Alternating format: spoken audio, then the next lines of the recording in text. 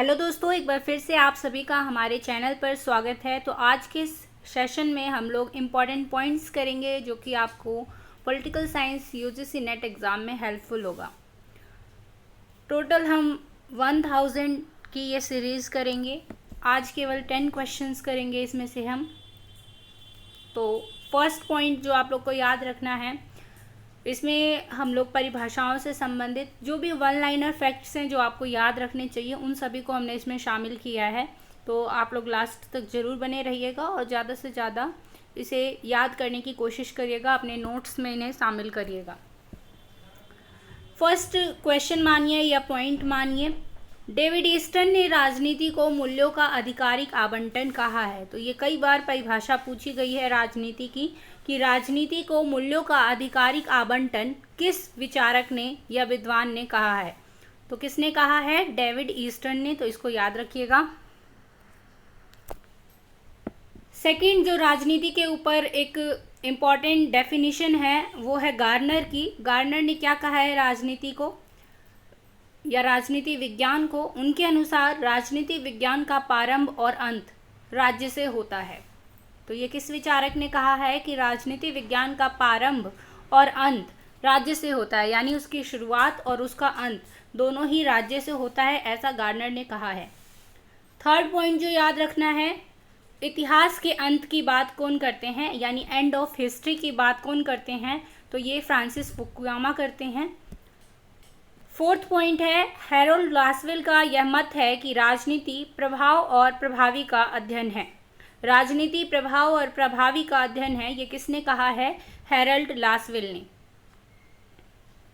Fifth है, Daniel पिल ने विचारधारा के अंत की बात कही है, यानी एंड ऑफ आइडियोलॉजी की बात कौन करते हैं? तो डेनियल बेल करते हैं। और एंड ऑफ हिस्ट्री की बात फ्रांसिस फुकुयामा कहते हैं। तो ये याद रखना है, इतिहास के अंत की बात फ्रांसिस फुकुयामा करते हैं और विचारधारा के अंत की बात डेनियल बेल करते हैं। तो इसमें कंफ्यूज नहीं होना है, इसको जरूर ध्यान में रखिएगा। नेक्स्ट पॉइंट है कि ऐतिहासिक पद्धति से संबंध विचारक कौन कौन से हैं? तो ये मैकियावेली हैं, मार्क्स हैं, बर्क है, इन तीनों ने ही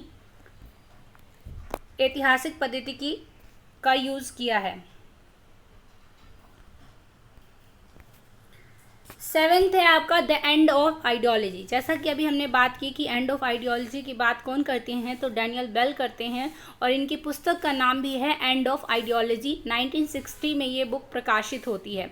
तो इनका पब्लिशिंग ईयर भी याद रखिएगा। एंड ऑफ आइडियोलॉजी बुक 1960 में प्रकाशित होती है। क्वेश्चन नंबर 8, चार्ल्स मेरियम ने सरकारी शोध एवं सहयोगात्मक प्रयत्न को प्रोत्साहन दिया है। तो सरकारी शोध एवं सहयोगात्मक प्रयत्नों को कौन प्रोत्साहन देते हैं? तो ये चार्ल्स मेरियम हैं। नाइन्थ पॉइंट है, माइकल फुको या मिशेल फुको ने राजनीति को शक्ति आधारित उत्पीड़न और शोषण की प्रक्रिया माना है। तो किसने राजनीति को शक्ति आधारित उत्पीड़न और शोषण की प्रक्रिया माना है? तो ये माइकल फुको हैं। आज के सेशन में ज़्यादातर राजनीति से जुड़ी हुई परिभाषाएं हैं जो कई बार एग्ज़ाम्स में, अलग अलग एग्ज़ाम्स में पूछी गई हैं, उन्हीं को इसमें शामिल किया गया है। आगे और भी इम्पॉर्टेंट क्वेश्चंस आएंगे, तो आप लोग जुड़े रहिए। क्वेश्चन 10 या इम्पॉर्टेंट पॉइंट है 10th नंबर का, अरस्तु को तुलनात्मक अध्ययन पद्धति का प्रधान प्रयोगकर्ता माना जाता है। कंपैरेटिव पॉलिटिक्स का फादर भी अरस्तु को ही माना जाता है और तुलनात्मक अध्ययन पद्धति का प्रधान प्रयोगकर्ता अरस्तु है।